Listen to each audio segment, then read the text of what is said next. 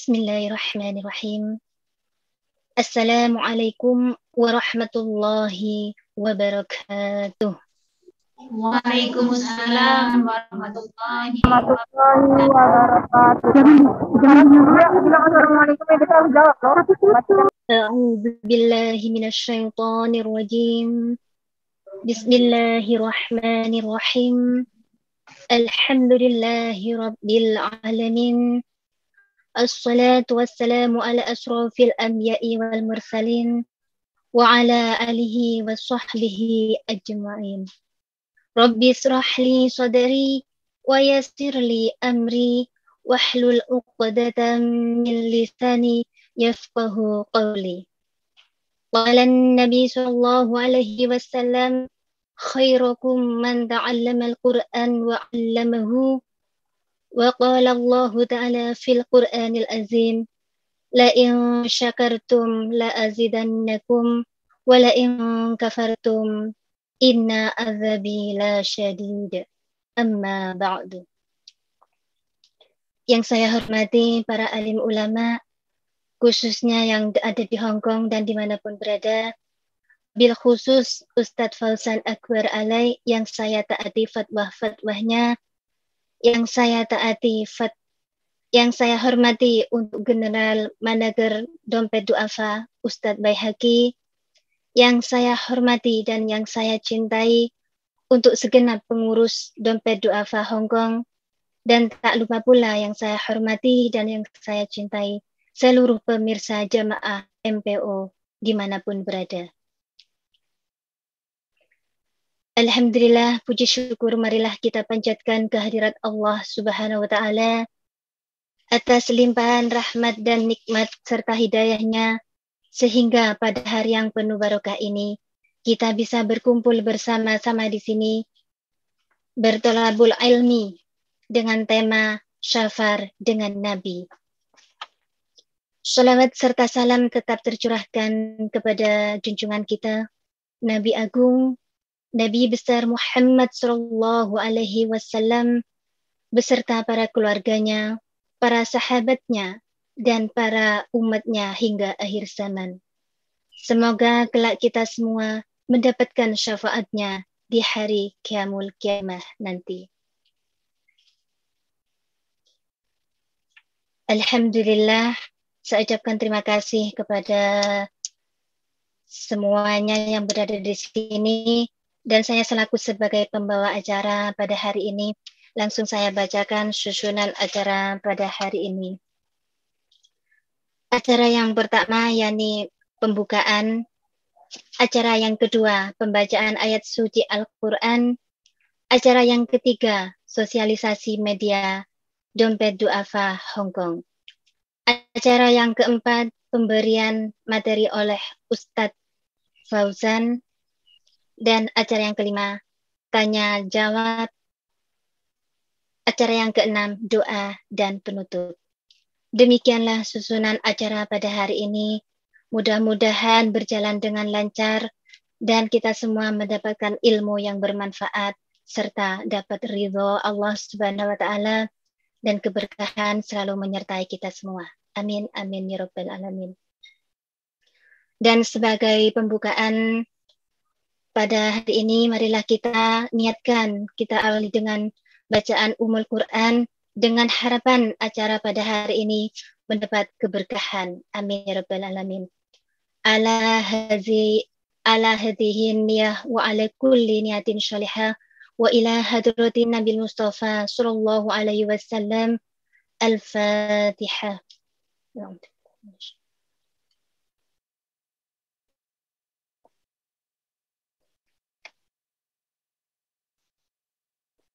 Alhamdulillahirabbil alamin. Mudah-mudahan apa yang kita amalkan pada hari ini membuahkan rahmat dan keberkahan di dunia dan di akhirat. Untuk acara yang kedua yakni pembacaan ayat suci Al-Quran yang akan dibawakan oleh Ukti Eti Fitriah. Kepada Ukti Eti Fitriah kami persilahkan.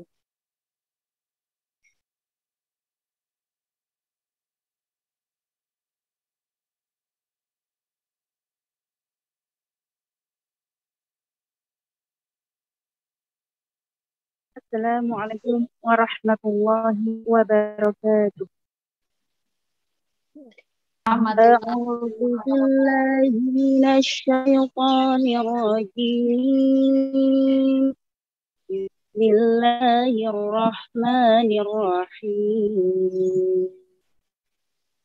Ya ayyuhalladzina amanu khudhu hifrakum fanfiru subatin awinfiru jami'an wa inna minkum laman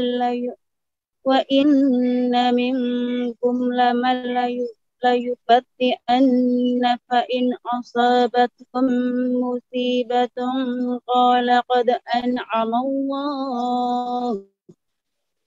Allahu alayya idh lam akun ma'ahum shahida wala in asabakum fadlun minallahi layaqulanna ka'an lam takun bainakum wa bainahu mawaddatun ya laitani kuntu ma'ahum fa'afuza fawzan 'azima. فليقاتل في سبيل الله الذين يشرون الحياة الدنيا بالآخرة ومن يقاتل في سبيل الله فيقتل أو يغلب فسوف نؤتيه أجرا عظيما. صدق الله العظيم. Wassalamualaikum warahmatullahi wabarakatuh. Waalaikumsalam warahmatullahi wabarakatuh. Shadaqallahul azim. Shadaqallahul azim. Alhamdulillah, demikianlah tadi lantunan Ummul Quran yang dibawakan oleh Ukhti Eti Fitriah. Mudah-mudahan membawa berkah untuk kita semua. Amin amin ya rabbal alamin. Untuk acara yang selanjutnya yaitu sosialisasi media Dompet Duafa Hongkong.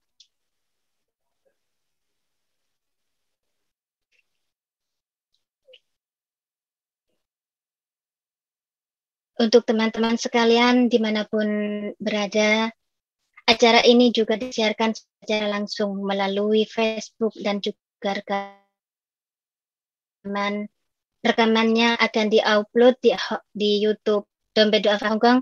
Jangan lupa untuk klik subscribe,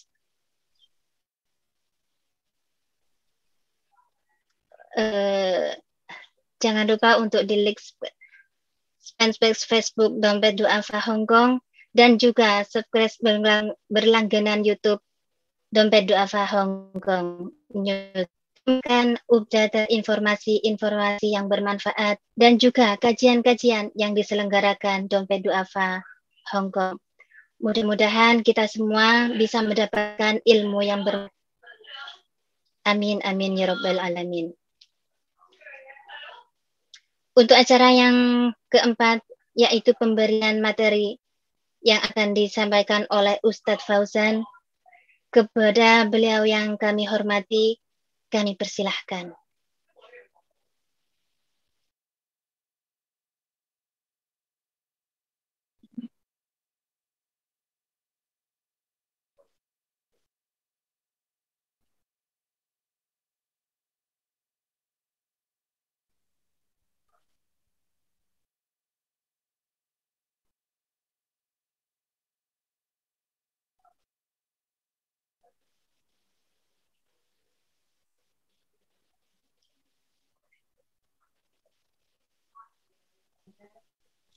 Assalamualaikum warahmatullahi taala wabarakatuh. Waalaikumsalam warahmatullahi wabarakatuh. Hamdan wa syukran lillah wassalatan wassalaman ala sayyidina wa habibina wa syafi'ina Muhammadin sallallahu alaihi wasallam wa ala alihi wa sahbihi ajma'in, amma ba'du. Ibu-ibu hadirin yang dirahmati Allah Subhanahu wa taala, alhamdulillah kembali kita syukur kepada Allah Subhanahu wa taala atas nikmat dan karunia-Nya kepada kita. sehingga kita berkumpul dalam majelis yang mulia ini. Mudah-mudahan Allah berikan kepada kita keistiqomahan, kesehatan, dan Allah Subhanahu wa taala lapangkan dan mudahkan seluruh langkah-langkah kita hingga ajal kita dijemput Allah Subhanahu wa taala. Kajian kita kali ini mengenai safar. Suara saya jelas ya? Oke.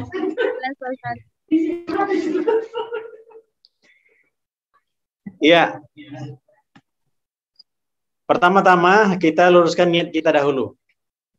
Ya Allah, saya ngaji ini, saya duduk di sini, saya mendengarkan kajian ini, ya Allah, berikanlah saya kebaikan-kebaikan.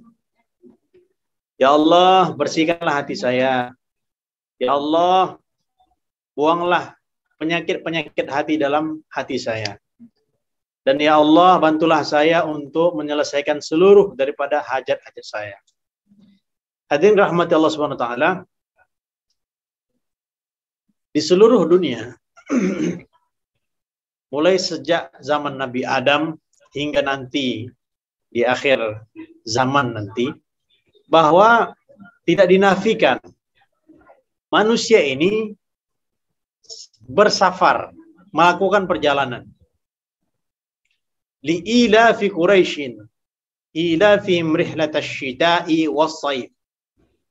Dulu pada zaman jahiliyah itu orang Arab itu mereka melakukan perjalanan. Satu kali perjalanannya ke Yaman, untuk bulan yang lain mereka gantian berangkatnya ke Syria. Jadi kalau ada pertanyaan, apakah di zaman Nabi sudah ada ekspor impor? Jawabannya sudah ada ekspor dan impor di zaman Nabi. Sudah ada barang yang dijual dari Mekah ke Syria ataupun dari Mekah ke Yaman. Jadi perdagangan itu sudah berjalan, ekspor impor luar negeri di zaman Nabi Muhammad SAW. Hadirin rahmati Allah SWT. Maka dalam perjalanan, safar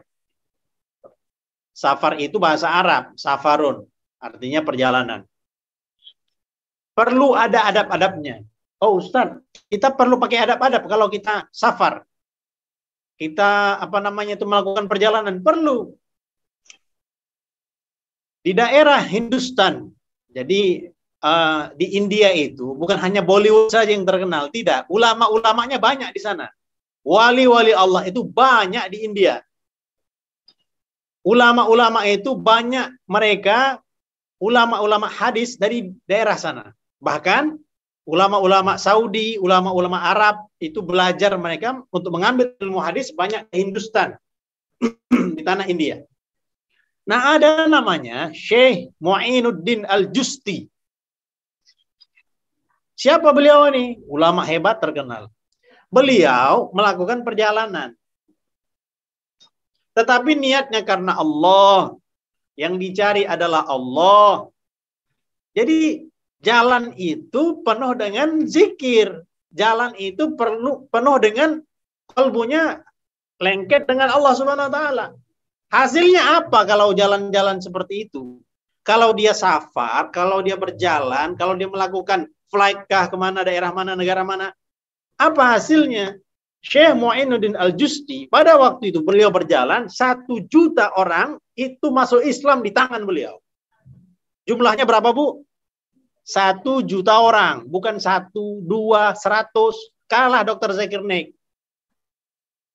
1 juta orang, ibarat mungkin 1 negara begitu. Kalau Timur Leste kurang lebih hanya 2 juta orang. Jadi setengahnya Timur Leste lah. Itu 1 juta orang masuk Islam di tangan beliau. Kenapa seperti itu? Karena kolbu beliau, rohani beliau itu tinggi. Orang melihat beliau dapat hidayah. Maka dengan rahmat Allah Subhanahu wa taala perlu kita untuk berteman yang saling mengingatkan kita kepada Allah Subhanahu wa taala. Ada yang rahmati Allah, ini kita mulai kajian kita. Nah, dalam safar itu ada sunnah-sunnahnya. Ada sunnah-sunnahnya. Yang pertama, kita disunnahkan untuk beristikharah. Istikharah nih Bu, bukan hanya untuk orang mau kawin saja, mau nikah, tidak. Mau cari jodoh, bukan. Waktu mau nikah baru dia istikharah, tidak. Istikharah itu apa saja, saya mau berangkat ini. Betul nggak kira-kira nih? Baik atau tidak ini kira-kira saya mau berangkat ini? Baik, bisnis, haji, dan sebagainya. Maka yang perlu dilakukan adalah dia istikharah, musyawarah. Perintah Allah Subhanahu wa taala, wasyawirhum fil amr. Dan bermusyawarahlah dengan mereka, yaitu para ulama, orang-orang yang dituakan, orang-orang yang mengerti dalam urusan yang kita jalani. Jadi kita beristikharah. Istikharah itu bagaimana? Istikharah itu step yang pertama ketika kita istikharah. Contohlah supaya mudahnya, karena memang sudah menjalannya semua. Saya mau memilih jodoh. Ya Allah, kalau dia bukan jodohku, jodohkanlah aku ya Allah. Kalau dia bukan jodohku, jodohkanlah ya Allah. Ini namanya maksa. Bukan seperti itu doanya. Ya Allah, kalaulah memang dia jodohku, permudahkanlah. Jadi kita doanya, step yang pertama, kalau bagi orang yang ingin menikah, satu, dicek dulu keadaan. Ini istilahnya, ini perempuan. Kita cek dulu siapa laki-laki calonnya itu. Bagaimana latar belakangnya. Bagaimana dia dengan keluarganya. Dicek dulu. Dicek lengkap. Kemudian baru kita masukkan dalam istikharah kita bermusyawarah dengan keluarga kita. Lengkap sudah penelitian. Jadi bukanlah, oh ini laki-laki kita ketemu, oh dia baik, dia bagus, selalu memberikan hadiah, selalu mengucapkan kata-kata manis. Bukan ini yang sebetulnya. Maka yang rahmati Allah, dicek semua, seluruhnya kita cek, baru kita istikharah, musyawarah dan istikharah. Selesai pengecekan semua, baru kita bermusyawarah. Hadirin rahmati Allah Subhanahu wa taala, untuk doa istikharah, itu kan doanya macam-macam. Nah, ini diperintahkan Allah Subhanahu wa taala, ini hadis istikharah. Bahwa Nabi mengajarkan kepada kita untuk beristikharah dalam segala hal, segala urusan. Mau jodoh lah, mau bisnis lah, dan sebagainya, itu kita disunnahkan untuk bermusyawarah dan istikharah. Dan ada ulama yang mengatakan wajib. Ulama Zahiriyah namanya. Itu mereka mengatakan wajib sholat istikharah kalau kita memilih sesuatu. Sebab apa? Ini ajaran Rasulullah. Agar kita dalam setiap hal yang kita lakukan, dalam setiap apa yang akan kita buat, itu kita dibimbing oleh Allah Subhanahu wa taala. Jadi istikharah ini dia bisa bermacam-macam. Dengan istikharah, salatnya istikharah. Yang kedua, dengan perbuatan kita yang kita selalu berdoa pada Allah Ta'ala untuk memohon yang terbaik. Satu salatnya, satu lagi selalu doa yang terbaik. Hadirin rahmati Allah, ini doanya.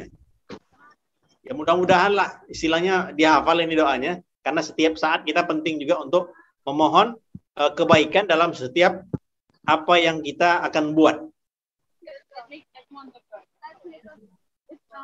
Ya. Itu apa lu? Jadi ini Bu, kalau kita doa istikharah, Ustaz, itu kepanjangan doanya. Boleh nggak saya baca saja? Boleh. Kita sholatnya berapa rakaat Ustaz? 1 rakaat? Enggak. Sholatnya afdalnya 2 rakaat. Oh Ustaz, iman saya kuat, mau saya buat 4 rakaat? Udah cukup 2 saja. 4 silakan, tapi memang afdalnya 2. Berapa kali saya buat sholat istikharah Ustaz? Terserah berapa kali. Kita buat hari ini sholat istikharah, belum kena juga di hati kita. Buat besok 2 kali, 3 kali, 3 bulan dibuat, 4 bulan dibuat, 5 bulan dibuat. Sampai yakin hati ini bahwa dia adalah masa depanku. Bisa dipahami kira-kira Bu ya? Jadi sampai hati kita enak. Kita ada fitrahnya. Kita kadang-kadang merasakan sesuatu dalam hati kita ini kita was-was.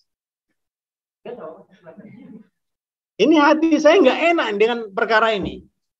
Ada orang memberikan kita kemudahan-kemudahan. Oh, akan diberikan ID dengan mudah. ID Hong Kong tanpa perlu lama-lama. Hanya setahun saja, tapi bayar 15.000 ataupun 20.000. Langsung dapat. Ini kan tipu-tipu. Kan mesti 7 tahun. Ini seperti itu. Nggak enak kita. Oh, kita udah setuju nih, tapi hati nggak enak. Itu kadang, itu merupakan kode-kode bahwa hal tersebut tidak cocok. Ada tipu-tipu di dalamnya. Karena rahmati Allah SWT, sholatnya 2 rakaat. Doanya ini, dibaca setelah sholat. Ustadz, saya doanya ini panjang betul ini. Sangat panjang doanya. Saya tidak hafal. Saya mau pakai bahasa Indonesia. Boleh tidak? Silakan. Tidak masalah bahasa Indonesia. Ustaz, saya tak punya waktu lah untuk melaksanakan sholat istikharah. Tak sempat lagi dia karena sibuknya betul. Kalah memang profesional bisnismen, kalah dengan dia. Tak sempat lagi dia sholat sunat. Doa saja boleh tidak Ustaz? Silakan, boleh juga doa. Jadi setiap kita sholat, ini doa istikharah yang panjang ini, itu tidak mesti kita sholat istikharah dulu, baru kita doa. Sengaja saya sholat istikharah lillahi ta'ala, baru kita takbir, selesai melaksanakan sholat, baru kita doa. Tidak mesti doanya ini dibaca selepas sholat sunnah istikharah, tidak mesti. Doa ini boleh dibaca juga kapan? Setelah sholat subuh, setelah sholat zuhur, sholat asar. Namun ada yang khusus. Malam kita buat sebelum tidur. Baca doa ini. Silakan. Mau dihafalkah ataupun dibaca silakan. Tak ada masalah. Jelas kira-kira Bu ya? Oke. Jadi ada istikharah, ada musyawarah. Musyawarah dengan keluarga. Musyawarah dengan orang yang dipercayai. Musyawarah dengan ulama khususnya. Karena seorang guru itu lebih tinggi daripada orang tua dalam hal untuk masalah agama. Ada yang rahmati Allah SWT.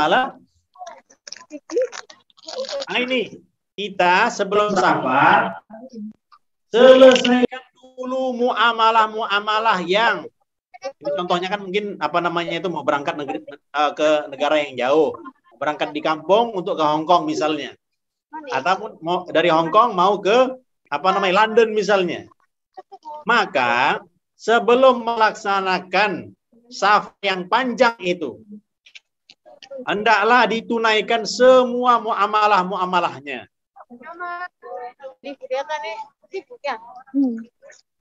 Kalaulah ada hutang-hutangnya, selesaikan. Tidak boleh seseorang itu dia melakukan safar sedangkan dia hutangnya ada. Dia selfie. Di mana selfie-nya? Dia selfie di belakang menara Eiffel. Jadi background dia Eiffel. Tapi hutangnya nggak dibayarnya. Sedangkan sudah di postnya, di FB-nya, di Instagram-nya. Dia jalan-jalan. Tapi dia punya hutang kepada kawannya, temannya. Itu nggak dibayar-bayar. Maka orang seperti ini melakukan safarnya haram. Oh, kok bisa haram Ustaz? Iya, karena ada kewajibannya yang dia mesti dibayarnya. Kok dia melakukan perjalanan yang untuk berwisata? Dia ke Taj Mahal, India, keliling dunia dia nih. Taj Mahal, Turki, Kapadokia. Dia jalan-jalan, tapi dia nggak bayar hutang, maka perjalanan itu haram. Maka orang yang punya hutang, bolehkah dia melakukan safar? Boleh, tapi izin dulu. Sis, saya punya hutang nih, 5 juta. Hanya saja saya ada urusan ke London ini, ada meeting di sana. Pulang nanti saya, setelah saya pulang dari London, baru saya bayar. Bisa kira-kira? Boleh katanya. Baru kita berangkat. Tapi tanpa izin, tanpa memberikan sesuatu apapun berita kepadanya, sedangkan hutangnya ada. Maka hal ini tidak boleh dilakukan. Kemudian ada yang rahmati Allah, perjalanan panjang dulu orang-orang tua kita itu melaksanakan haji itu sampai 3 tahun naik kapal. Dari Indonesia menuju ke Mekah itu sampai 3 tahun. Panjang perjalanan. Pokoknya kalau sudah haji dulu, satu kampung antar. Naik kapal rame-rame, peluk-peluk, doa-doa semua, menangis. Karena apa? Memang kalau udah diantar ke Mekah, ya rata-rata udah siap untuk hilang nyawa lah begitu. Maka kalau perjalanan panjang, siapkan wasiat-wasiat. Apa kira-kira wasiat-wasiat yang ingin disampaikan? Ada yang rahmati Allah Subhanahu wa taala. Nah ini. Kita kalau safar minta ridho dan doa. Minta ridho dan doa. Orang tua, guru, sahabat kita. Guru ini siapa? Guru itu adalah orang tua kita juga. Orang tua kita ini ada dua. Satu orang tua nasab, yaitu ayah dan bapak kita. Yang kedua guru kita, kiai di kampung. Minta berkah doa. Kenapa kita minta berkah doa para kiai tersebut, para guru-guru kita, syekh-syekh? Kenapa seperti itu? Karena kita takut-takut ketika di luar terjadi sesuatu yang membahayakan. Begitu banyak kasus-kasus yang begitu berbahaya di sekitar kita. Maka kita mohon agar dengan kebaikan para orang tua ataupun guru-guru kita, kiai-kiai tersebut, berkahnya ada kepada kita. Dalam perjalanan itu ada dua sebab yang menjadi keburukan. Satu sebabnya bisa dari luar. Orang lain berbuat buruk kepada kita. Orang lain mungkin, nauzubillah min dzalik, mungkin tadi kasihnya mungkin obat kah? Itu yang kemarin kopi Mirna itu di airport kan. Jadi bahaya. Yang kedua, itu kan dari luar. Bahaya itu bisa dari luar, dari orang lain. Yang kedua, bisa dari diri kita. Ketika kita di kampung, solihah luar biasa. Ketika di luar, hantu. Tiba-tiba berubah. Dulunya dia anak pondok, dia belajar bagus, ngafal-ngafal kitab-kitab yang di pondok-pondok pesantren. Tiba-tiba ketika keluar negeri, jadi hantu. Kenapa seperti itu? Godaan ataupun bahaya itu muncul daripada diri. Maka ini kita mohon ini. Kita dijauhkan daripada godaan yang luar dan godaan daripada dalam diri kita. Kadang bisa saja tergerak hatinya untuk berbuat buruk terhadap orang lain dari dirinya. Maka kita mohon doa kepada orang-orang yang saleh, khususnya di kampung kita ataupun di sekitar kita. Jadi berkah ini berpengaruh terhadap diri kita dan kehidupan kita di masa akan datang.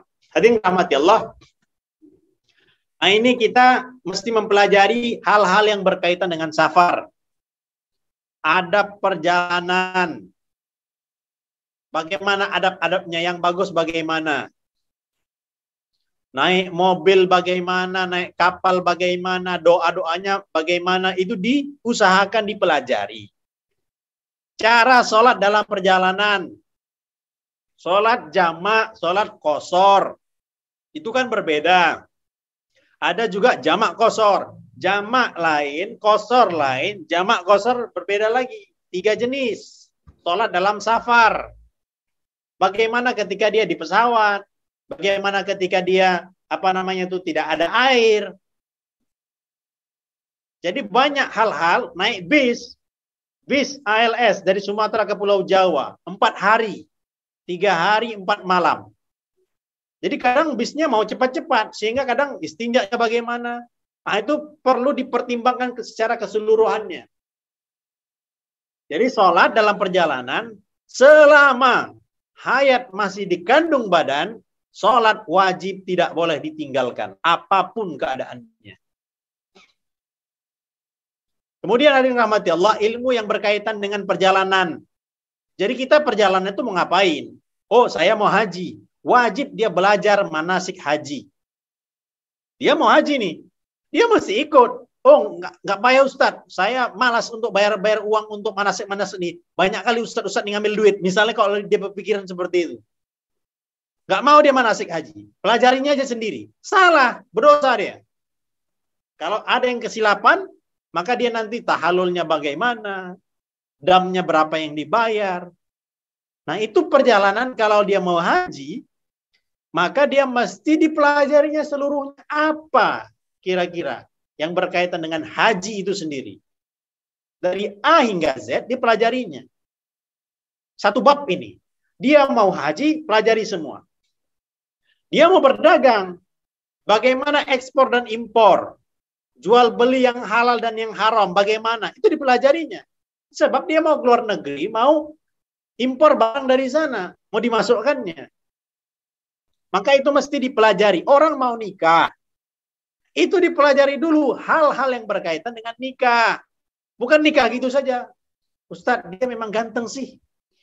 Udah, dia nggak dipelajari ilmu nikah itu bagaimana. Padahal dalam pernikahan, syururu syahrin humumud dahrin. Nikah itu sebulan aja manis-manisnya. Abang ganteng, abang yang steady, pakaiannya luar biasa, fashionable. Itu sebulan aja gantengnya, sebulan aja cantiknya. Setelahnya, pening kepala.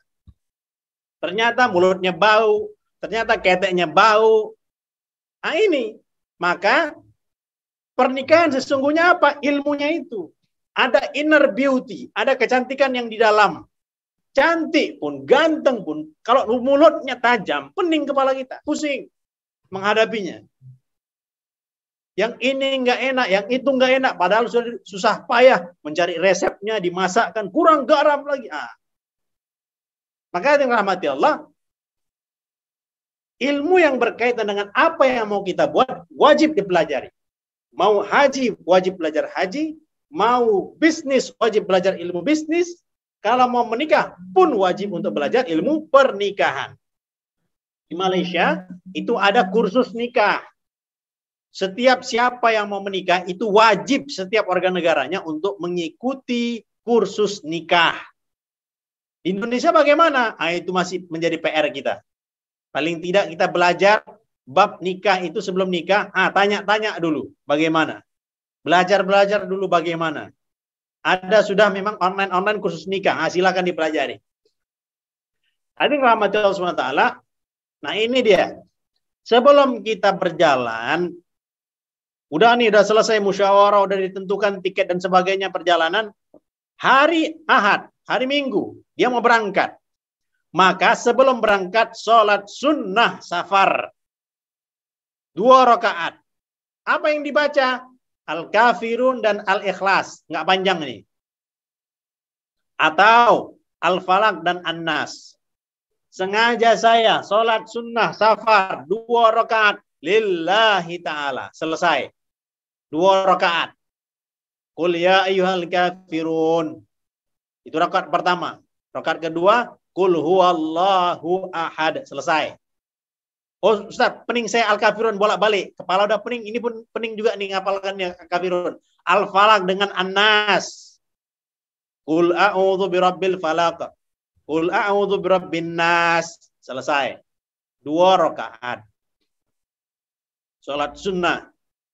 Ini kalau dibuat, Masya Allah nih, luar biasa nih. Kadang orang mau berangkat safar ini, sibuk aja dia nih. Sibuklah, takut ketinggalan. Padahal 2 rakaat saja tak memerlukan waktu 5 menit. Ini pun suratnya pendek-pendek. Bukan sholat yang panjang. Jadi hati kita, kolbu kita selalu terpaut dengan Allah Subhanahu wa taala. Ada yang rahmat Allah Subhanahu wa taala. Setelah salam, setelah kita sholat sunnah tadi, sholat sunnah safar, kita membaca surat ayat kursi. Allahu la ilaha illa huwal hayyul qayyum la ta'khudhuhu sinatun wa la naum. Itu dibaca. Ustaz, saya sibuk tuh. Karena udah terlambat nih, bangun telat. Maka baca di perjalanan. Baca di perjalanan, baca ayat kursi. La ta'khudhuhu sinatun wa la naum. Baca sampai habis. Sampai selesai dengan baca li ilafi Quraisy. 2 ini. Setelah salam. Sayyid Abul Hasan Al-Qazwaini beliau mengatakan, dia akan dijaga dari segala keburukan. Ini sangat kita harapkan ini memang. Apa namanya itu, kebaikan selalu diberikan kepada kita, dijauhkan daripada keburukan. Ngeri kita nih, ngeri. Perbudakan itu memang sudah dihapuskan. Terakhir pada waktu Presiden Abraham Lincoln, Presiden Amerika.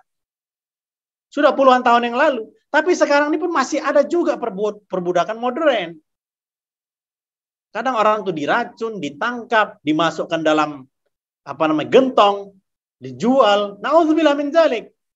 Maka yang rahmati Allah, perlu betul ini kita penjagaan supaya tidak ditipu orang, tidak dibuat jahat oleh orang. Perjalanan ini panjang. Kemudian dari rahmat Allah SWT, ini kita baca tadi ayat kursi dan Al-Quraisy.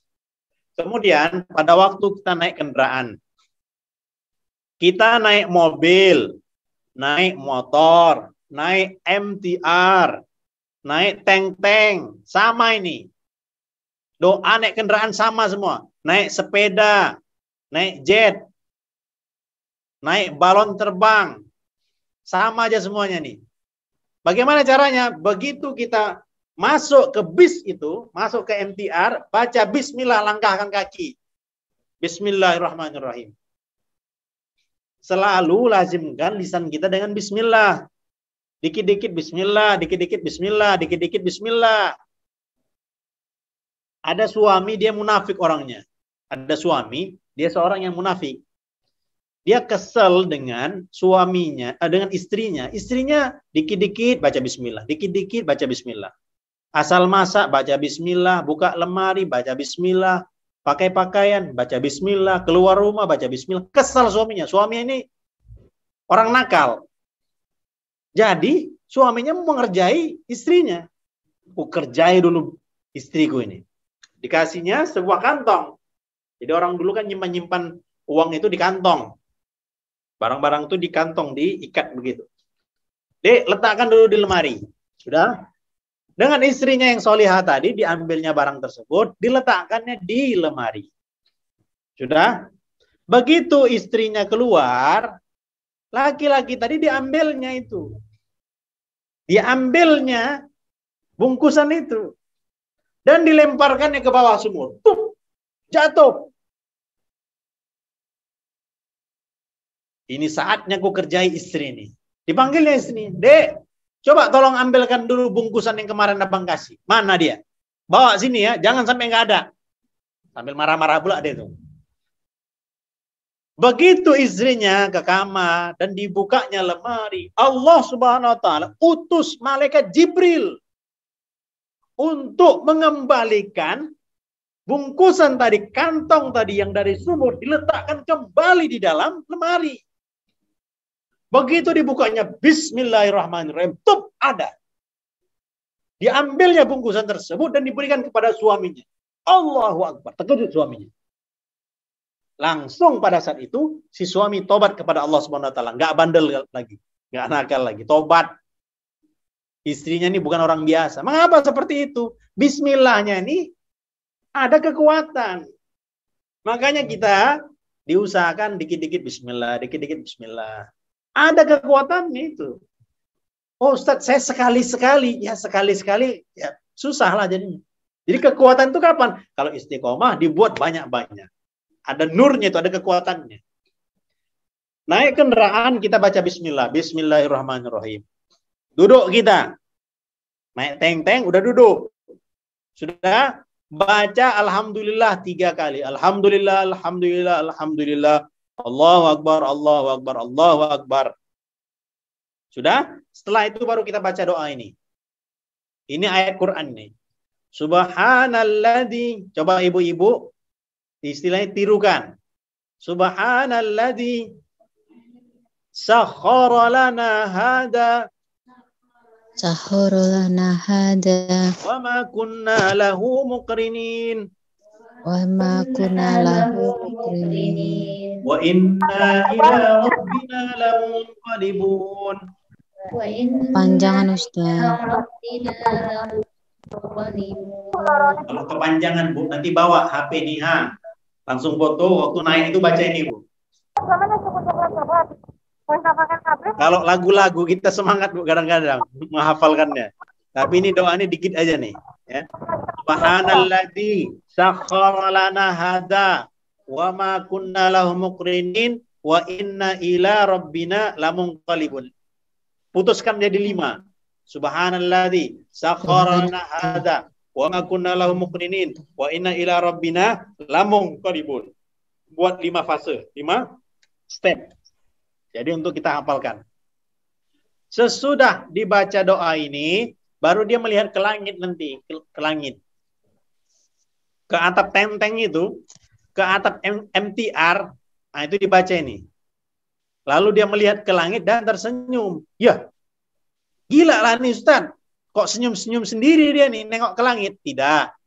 Ini mengamalkan apa yang dibuat oleh Sayyidina Ali, karramallahu wajhah, sepupu Nabi, dan menantu Nabi. Beliau ditanya, wahai Khalifah, mengapa engkau buat seperti itu? Dulu aku melihat Nabi Muhammad SAW pun beliau berbuat seperti itu. Dan saya tanyakan, mengapa seperti itu wahai Rasulullah? Beliau menjawab, Allah Subhanahu wa taala senang dengan orang yang berzikir kepadaku, mengingat aku walaupun di dalam perjalanannya. Jadi dari rahmati Allah, baca bismillah kita tadi, duduk alhamdulillah, alhamdulillah, alhamdulillah, Allah akbar, Allah akbar, Allah akbar 3 kali, baru baca doa subhanalladzi sakhkhara lana hadza wa ma kunna lahu muqrinin wa inna ila rabbina lamunqalibun. Itu doanya. Lengkap kita baca doa nih Bu, semakin kuat rohani kita, semakin tinggi derajat kita di sisi Allah Subhanahu wa taala. Ada yang rahmati Allah, nah ini doa. Kalau kita naik kapal, naik pesawat, bismillahi majreha. Jadi dalam Quran itu ada bacaannya memang agak lain dikit nih. Ini termasuk bacaan Quran yang pembacaannya itu beda. Majre bukan majoro, tapi majreha wa mursaha, majrenya saja. Dalam Quran itu ada a'jamiyu. Nah, itu beda-beda. Ini bismillahi majreha wa mursaha. Ini doa naik kapal. Jadi ada rahmat Allah Ta'ala, setiap kita dalam perjalanan selalu zikir, itu yang diperbanyak. Makanya silakan untuk beli tasbih yang cetek-cetek ataupun tasbih kecil. Jadi sambil perjalanan itu sambil zikir. Perjalanan itu kita, khususnya kita di sini adalah duta-duta Islam. Kita adalah wakil-wakil Rasulullah SAW di negeri yang mayoritas bukan Islam. Maka kita paling tidak dengan akhlak kita, dengan tingkah laku kita, dengan pekerjaan kita, itu menjadikan orang lain berhusnuzon, baik sangka, baik paling tidak dengan kita. Nah, orang-orang di luar Islam, mereka rasional. Kenapa kamu berbuat seperti itu? Nah, ada yang mereka lihat daripada apa yang kita buat. Oh Ustaz, saya nggak tahu nih bagaimana menjelaskannya. Nah, kita serahkan kepada Ustaz-Ustaz yang mengerti. Tetapi dengan perbuatan kita, aktivitas kita yang dipenuhi dengan zikir-zikir tadi, itu ada cahayanya. Hadirin rahmatullah subhanahu wa ta'ala. Kemudian tadi yang paling penting, sholat ketika di safar tadi. Nah, itu dipelajari ketika melakukan perjalanan-perjalanan. Ustadz, kalau di safar itu lebih baik kita jamak qashar, apa kita sholat seperti biasa? Saya pulang kampung ke Surabaya. Perjalanan saya panjang, berangkatnya pada waktu pagi misalnya. Maka mungkin pesawat nyampenya itu pada waktu di Surabaya. Asar mungkin sampai ataupun maghrib. Asar lah paling lama. Bagaimana? Nah, itu ada tertib-tertibnya. Kita mesti niat. Pada waktu sholat zuhur, udah jam 12:30 misalnya. Pesawat sudah berjalan. Kita udah tidur, udah bangun lagi. Pesawat sudah menunjukkan jam 1. Sudah waktunya zuhur. Maka kita niat. Niatnya apa? Niat jamak takhir namanya. Niatnya jamak takhir.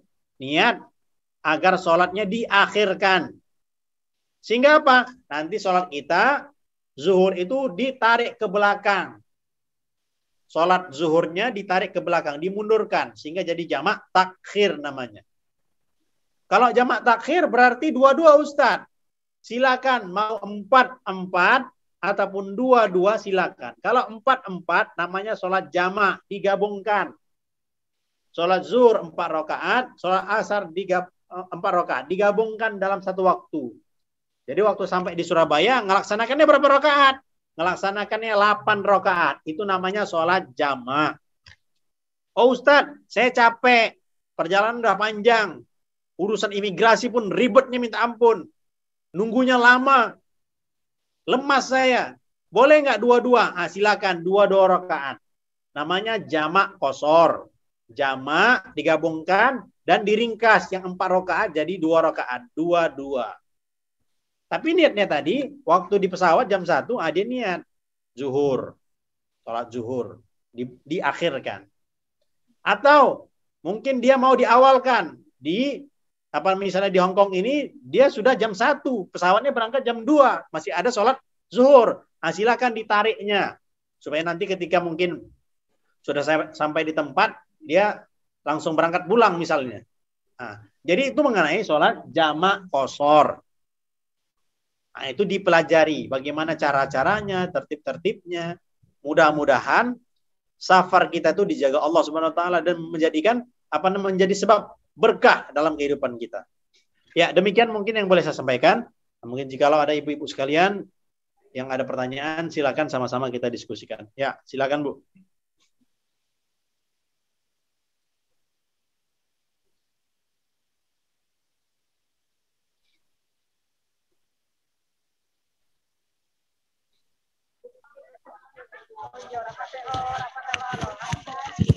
Assalamualaikum warahmatullahi wabarakatuh, Ustaz. Saya mau bertanya. Assalamualaikum warahmatullahi wabarakatuh. Ya Bu. Iya Ustaz, saya mau bertanya. Apabila kita bangun malam, itu yang lebih baik kita kerjakan sholat sunnah apa baca Al-Quran, Ustaz? Terima kasih. Amalan yang terbaik itu baca Al-Quran apa sholat sunnah? Amalan yang terbaik pada waktu malam, sholat malam. Afdolus sholah ba'dal faridah, sholatul lail. Sholat yang sebaik-baiknya setelah sholat fardu adalah sholat sunnah tahajud malam. Itu yang afdol. Malam itu bangun tahajud. Sudah? Setelah itu bacalah Al-Quran. Walaupun hanya 1 halaman. Penting baca Al-Quran waktu tahajud itu. Lain dia rasanya. Ketika baca Quran pada waktu setelah kita tahajud dan setelah kita tahajud setelah subuh beda. Apa bedanya? Bedanya hiya asyaddu wat'aw wa aqwamu qila. Dia lebih menguatkan hati. Kalau baca Quran, kalau ngafal Quran setelah tahajud lebih fresh otak. Lebih kita bisa mendalami kalau kita membaca, ini kita dianjurkan untuk kita nih baca arti ataupun terjemah paling tidak terjemah Al-Quran. Jangan sampai tidak pernah khatam terjemah Al-Quran. Itu diusahakan. Nah, membaca itu kapan bagusnya? Waktu baru bangun tidur selepas tahajud. Masuk dia dalam otak. Maka digunakan waktu malam itu. Diatur waktunya. Tahajud dulu. Tahajud kan tidak lama-lama. Sebentar saja. 2 rakaat, 2 rakaat, 1 rakaat, 5 rakaat diusahakan. Oh udah Ustaz, malas betul saya ini. Udahlah 2-1. Jadi selesai. Baru setelah itu kita baca Quran. Yang mau zikir silakan, baca Quran silakan.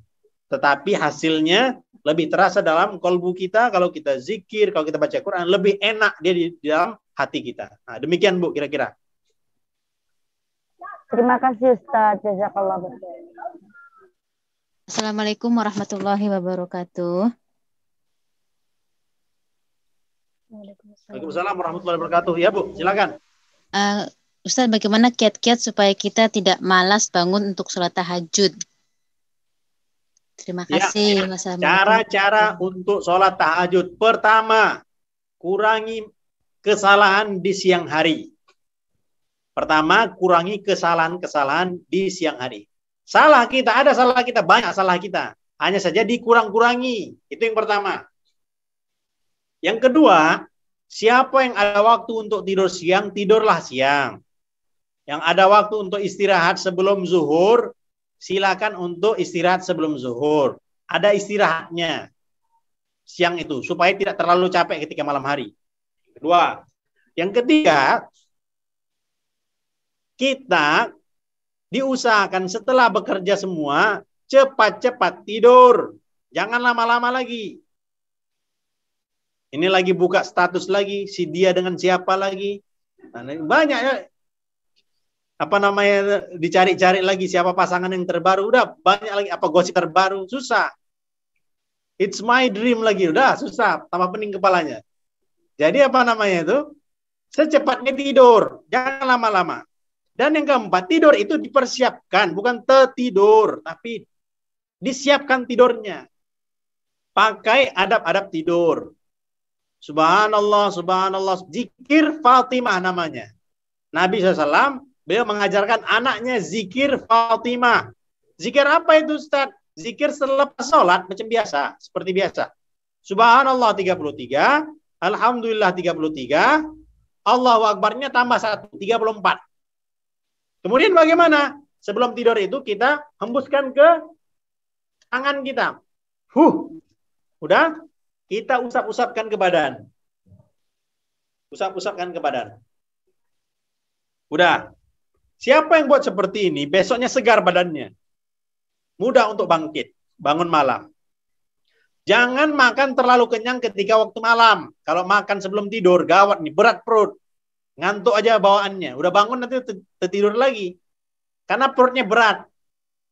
Jadi, tadi apa namanya itu, kita kurangi kesalahan, diusahakan tidur cepat. Kalau memang ada waktu untuk tidur siang, ya tidur siang.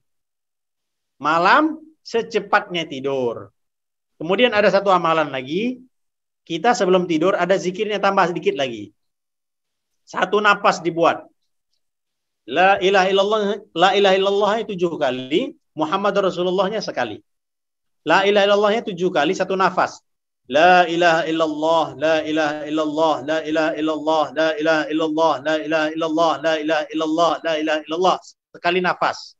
Tarik nafas, baru kita ucapkan Muhammadur Rasulullah. Doa kita, ya Allah bangunkan aku jam 4 pagi ya Allah, tahajud. Bismillah. Bisa dipahami kira-kira Bu ya? Insyaallah. Ya. Insya Allah Ustaz, terima kasih banyak. Itu tadi subhanallah 33 kali, yang 34 itu yang bagaimana Ustaz? Allahu Akbar. Allahu Akbar. Ya, terima kasih Ustaz. Wassalamualaikum warahmatullahi wabarakatuh. Waalaikumsalam. Waalaikumsalam warahmatullahi wabarakatuh.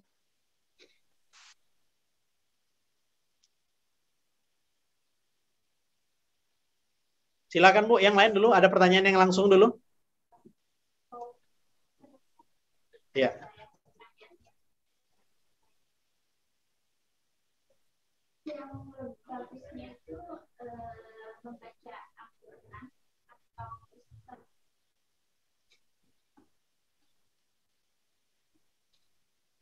Ini ada pertanyaan, pada waktu malam itu kira-kira kita itu bangun malam baca Quran kah atau baca istighfar?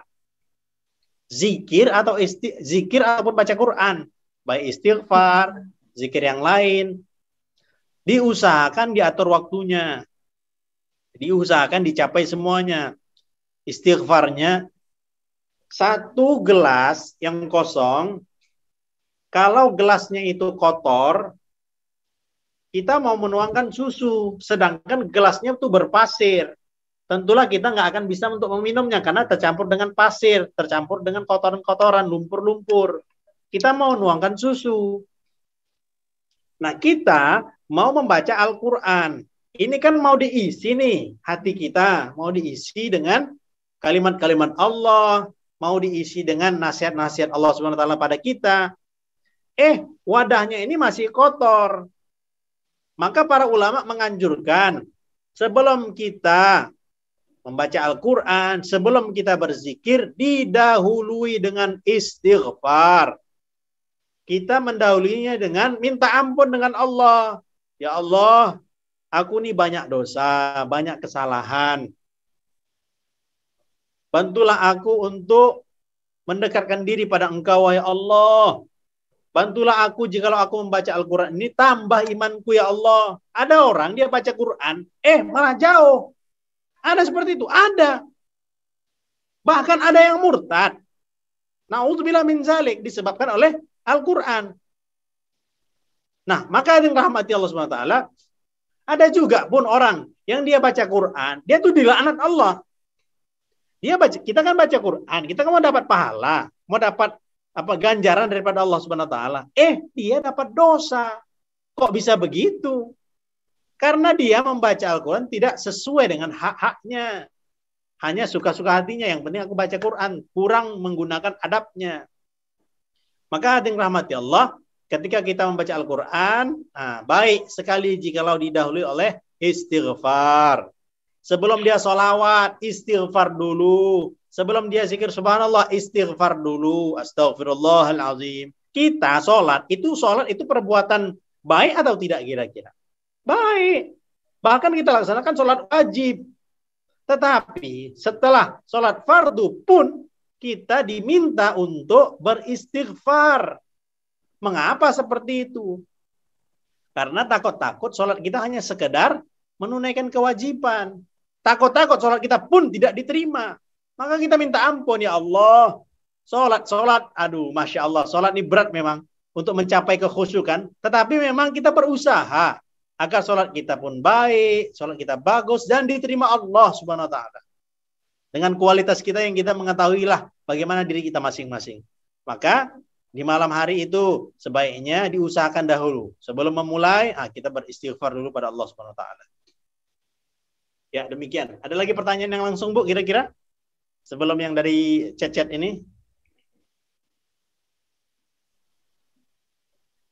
Monggo, Bu, yang mau bertanya, silakan.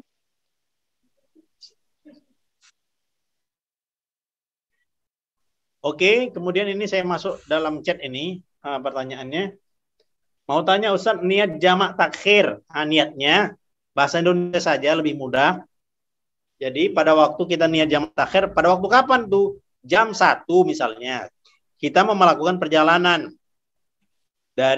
Contoh dari Jakarta misalnya ke Medan.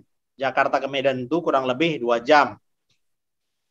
Pada waktu di Medan, di Jakarta itu jam 1. Kan sudah masuk waktu zuhur. Maka kita langsung niat. Kita mau melaksanakan sholat jamak takhir. Ini jamak takhir ya. Pada waktu kita di Jakarta, kita udah terbang nih. Ini diulangi lagi soalnya ini ya. Ini jamak takhir. Jadi pada waktu kita di Jakarta, itu pesawatnya berangkatnya jam 12. Pesawatnya berangkat jam 12. Sedangkan jam 12 itu sudah masuk waktu zuhur. Tetapi kita takut ketinggalan pesawat, sehingga kita naiklah ke atas pesawat. Maka di dalam hati kita niat, nanti aku sholat zuhur, nanti diakhirkan pada waktu asar. Sampailah dia ke Medan. Jadi, atau mungkin di Aceh ya, ataupun di Malaysia. Perjalanannya jauh lah, melebihi daripada 3 jam. Sehingga dia masuklah dia ke Singapura misalnya. Perjalanannya ke Singapura. Masuklah dia ke Singapura, sudah asar. Bagaimana niatnya ketika melaksanakan sholat jamak takhir itu? Dia pergi berwudu dan dia sholat. Sengaja saya dilaksanakannya sholat asar terlebih dahulu. Asar dulu dilaksanakannya. Sengaja saya sholat asar. 4 rakaat boleh, 2 rakaat boleh. Afdolnya mana Ustaz? 4 rakaat atau 2 rakaat? Afdolnya 4. Lebih bagus banyak. Karena rohani kita itu 4 rakaat perlunya. Oh Ustaz, saya letih sangat. Dia orang Malaysia juga, letih sangat lah nih Ustaz, kata dia. Sudah 2 rakaat boleh. Sholat asar 2 rakaat terlebih dahulu. Pada waktu dia melaksanakan sholat tersebut, dia niat juga. Setelah ini saya melaksanakan di dalam sholat yang asar itu, dia niat, ya Allah setelah ini saya niat sholat jamak qashar, sholat zuhur saya. Kemudian setelah dia salam, Assalamualaikum warahmatullahi wabarakatuh, bangun lagi. Sengaja saya sholat zuhur 2 rakaat. Itu sudah cukup. Sengaja saya sholat zuhur 2 rakaat lillahi ta'ala. Cukup. Tanpa adanya tambah-tambahan jamak apa namanya itu, jamak takhir, sudah boleh dia. Sengaja saya sholat zuhur 2 rakaat lillahi ta'ala. Atau mau ditambahkan jamak qasar lillahi ta'ala. Boleh. Bisa dipahami kira-kira Bu ya? Jadi hanya 2 rakaat saja, sengaja saya sholat zuhur 2 rakaat lillahi ta'ala, cukup sudah. Tanpa perlu ditambahi jamak ataupun qasar. Bisa dipahami kira-kira Bu ya? Insyaallah.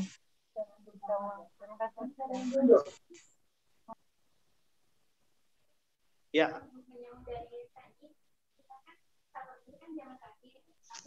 Assalamualaikum warahmatullahi wabarakatuh. Bentar Bu ya, ini ada pertanyaan sebentar. Setelah ini Bu ya. Ya.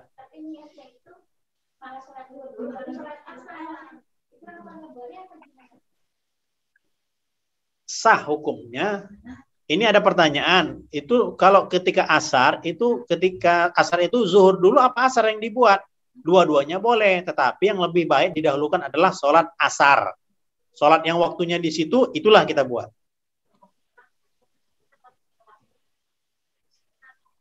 Ya, itu sholat biasa. Ini kan sholat apa? Safar ini. Ya, Bu, silakan Bu yang bertanya. Assalamualaikum warahmatullahi wabarakatuh. Assalamualaikum warahmatullahi wabarakatuh. Pertanyaannya di luar dari tema, Ustaz. Ya. Saya minta saran bagaimana untuk menjadi orang tua yang baik dan benar menurut pandangan Islam di dunia sekarang serba sosial media, YouTube lah, Facebook lah, Instagram itu. Bagaimana menurut pandangan Islam kita sebagai orang tua gitu. Terima kasih Ustaz. Pertama Ibu pulang dulu, Bu. Kalau memang kita mau mendidik orang tua, kita pulang dulu. Ibu itu mesti berada di rumah. Antara 2 orang, ayah dengan bapak, dia mesti ada salah satu yang berkorban, dia mesti di rumah dan dia mengurus anak-anaknya. Yang kedua, bapaknya ada di rumah. Ya, yang bapaknya ada di rumah, tetapi yang memang lebih dekat seharusnya memang ibunya, seharusnya. Oke. Yang kedua, orang tua itu menjadi contoh untuk anak-anaknya. Banyak sekarang itu hanya kamu begini ya, kamu baca Quran ya, kamu sekolah yang rajin ya, hanya kamu saja. Dia bagaimana? Anaknya dipondokkan ke pesantren. Tapi hari-hari dia nggak ada zikir, nggak ada kirim Al-Fatihah untuk anaknya. Kita mondokkan anak Bu di pondok, itu kita kirim amalan juga. Bukan kita biarkan aja nanti ustadznya yang ngurus. Itu ustadz sendiri pun udah pening dengan dirinya dan keluarganya. Ini ngurus lagi santri yang ribuan orang. Jadi kita sebagai orang tua yang memondokkan anaknya, yang menyekolahkan anaknya, yang paling bertanggung jawab atas seorang anak itu mendidiknya adalah orang tua itu sendiri, bukan guru. Guru hanya sebagai wasilah pelantaraan saja. Ini ada orang nyalakan, itu pondoknya gimana sih ustadznya kok nggak benar ngajari? Kan sudah kubayar mahal. Berapa sih yang dibayarnya itu? Anak saya kok bandel ya, masuk pondok ini kok bandel. Orang tuanya yang bandel, bukan anaknya. Jadi ada yang rahmat Allah Ta'ala, kita yang wajib mendidik anak kita. Makanya Bu, kalau di rumah baca Quran, di tengah-tengah rumah, dinampakkan ibu sedang baca Quran, ayah sedang baca Quran. Kalau anaknya mau rajin membaca buku, ibunya rajin baca buku, ayahnya rajin baca buku. Kalau mau anaknya dari soleh, orang tuanya baca Quran, orang tuanya zikir di rumah. Sekarang anak-anak banyak melihat orang tuanya main HP aja. Terakhir, anaknya main HP. Orang tuanya bilang, main HP aja kau ya. Kamu nih main HP aja mulu. Padahal dia pun main HP juga. Anak-anak itu mencontoh orang tuanya. Mereka itu adalah bayangan kita. Mereka itu adalah duplikat kita. Apa yang kita buat di rumah, itu yang mereka contoh.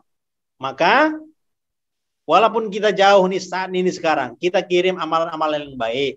Mulai dari sekarang kita diri sendiri dulu. Diri sendiri dulu, tertibkan amalan-amalan kita. Baca Quran kita, teratur, jadwalnya itu ada. Nggak sembarangan orang mukmin ini. Udahlah aku ikut aja, air berjalan, air pun nggak jalan, bagaimana?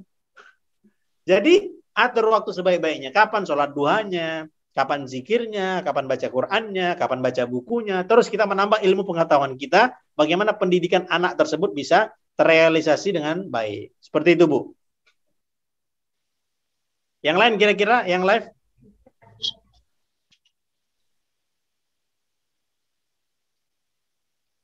Maka Bu, silakan yang mau bertanya. Ya, ini ada pertanyaan. Saya mau bertanya soal sedekah subuh. Tidak sesuai, apa itu, tipok boleh atau tidak?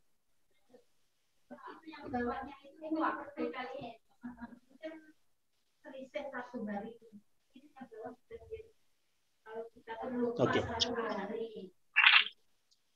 Pertama, saya sedekah subuh boleh atau tidak? Boleh sedekah subuh. Yang kedua, kalau kita, Ustadz, saya mau istiqomah sedekah subuh setiap hari, tapi ada satu hari bolong, bagaimana? Kalau kita misalnya, Ibu, kita punya hajat. Hajat kita apa? Ya Allah, mudahkanlah aku untuk, misalnya mungkin anak-anak yang mau lulus ujian, supaya lulus ujian, supaya diberikan jodoh misalnya secepatnya. Dia hajat. Kalau aku lulus ujian, maka kalau aku supaya aku lulus ujian, maka aku buat sebagai amalanku adalah sedekah selama 40 hari. Aku ada hajat untuk bangun rumah, uangnya belum terkumpul, ya Allah mudahkanlah aku dengan bersedekah aku selama 40 hari ini supaya mudah bangun rumah, misalnya. Kemudian dia mulailah Senin, Selasa, Rabu, Kamis, hari pertama, kedua, tiga, empat, hari ke-10 bolong. Biasanya dia sedekah. Berapa sedekahnya? Sedekahnya adalah sebanyak mungkin 20.000 rupiah. Sebanyak $10 Hongkong misalnya. Istiqomah setiap hari.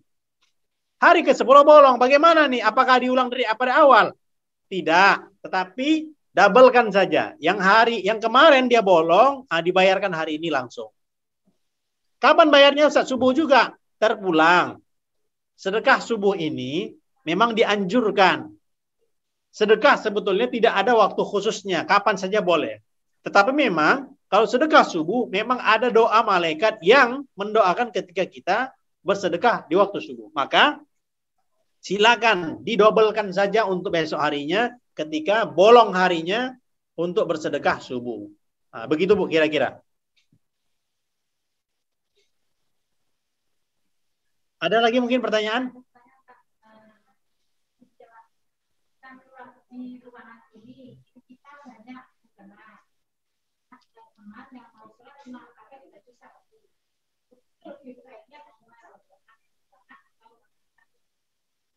Mungkin ini pun ada pembahasan ya Bu. Nanti kita panjangkan nih, karena ada pertanyaan juga. Jadi sebetulnya bagaimana mungkin itu? Oke Bu ya. Oke Bu, gimana kira-kira? Maaf Ustaz, saya mau bertanya lagi. Ya. Begini Ustaz, apabila seorang wanita itu haid.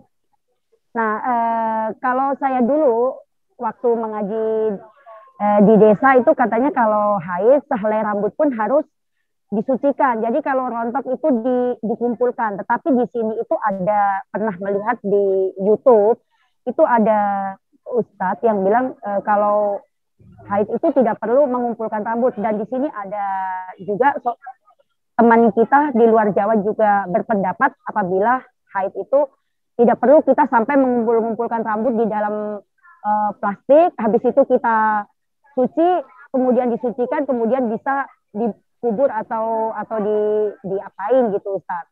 Mohon penjelasannya Ustaz. Terima kasih.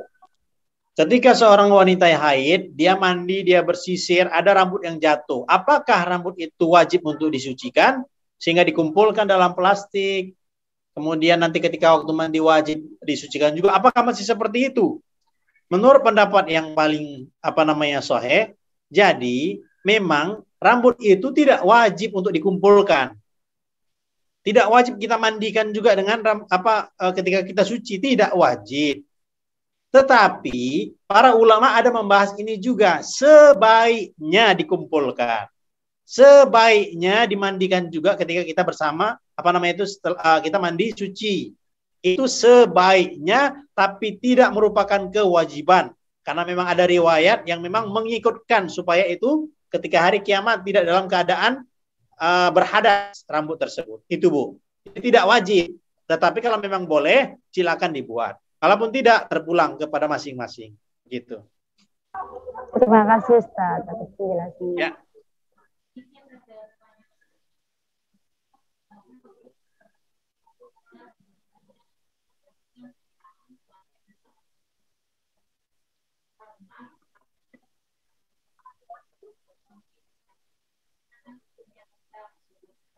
Ya. Hukum sholat di kasur bagaimana? Dengan syarat kasurnya itu tidak bernajis.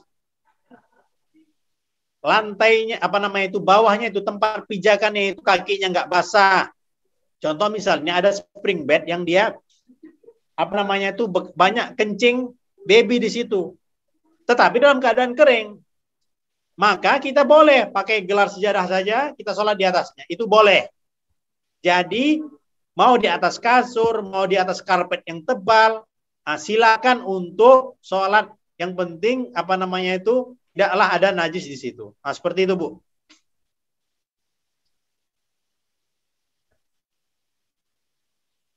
Ya, mungkin cukup, sudah, Bu.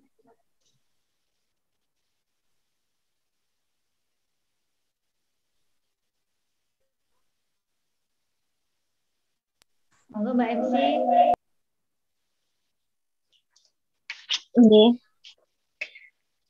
Alhamdulillah, terima kasih kepada Ustadz Fauzan kami sampaikan untayan hikmah yang disampaikan oleh guru kita. Mudah-mudahan menjadi ilmu yang bermanfaat dan mengalir barokahnya kepada guru kita. Dan semoga Ustadz Fauzan selalu diberi kesehatan lahir dan batin dan diberi kemudahan dalam dakwahnya. Amin amin ya rabbal alamin.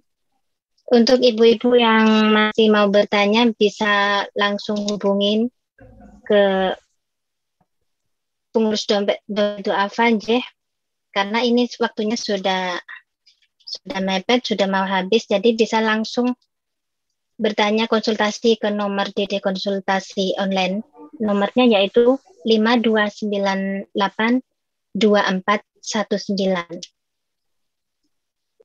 Bisa langsung hubungi matur sembah nuwun. Alhamdulillah, dan saya selaku sebagai pembawa acara memohon maaf apabila ada kesalahan dan kekurangannya serta kehilafannya maupun perilaku dalam membawa acara pada hari ini. Saya mohon maaf yang sebesar-besarnya. Dan sebelum acara ditutup, mari kita bersama-sama dengan penutup doa yang akan disampaikan langsung oleh Ustadz Fauzan. Kepada Ustadz yang saya hormati, kami persilakan untuk memimpin doa sebagai penutup. Terima kasih. Ya, sama-sama kita baca doa saja, Bu, untuk penutup majelis. Subhanakallahumma wa bihamdika asyhadu an la ilaha illa anta astaghfiruka wa atubu ilaik. Minta maaf, minta izin, mohon maaf. Assalamualaikum warahmatullahi taala wabarakatuh. Waalaikumsalam warahmatullahi wabarakatuh. Alhamdulillahirabbil alamin. Mari kita bersama-sama membaca Subhanakallahumma wa bihamdika asyhadu an la ilaha illa anta astaghfiruka wa atubu ilaik. Wa billahi taufiqil hidayah. Wassalamualaikum warahmatullahi wabarakatuh. Waalaikumsalam warahmatullahi wabarakatuh. Mohon maaf, undur diri. Sampai ketemu. Terima kasih. Mohon maaf kehilafannya, minta bimbingannya. Sama-sama Mbak Tina, makasih sekali Nggih, kula nyuwun ngapura nggih.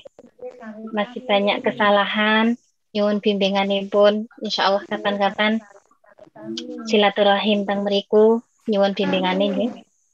Nggih.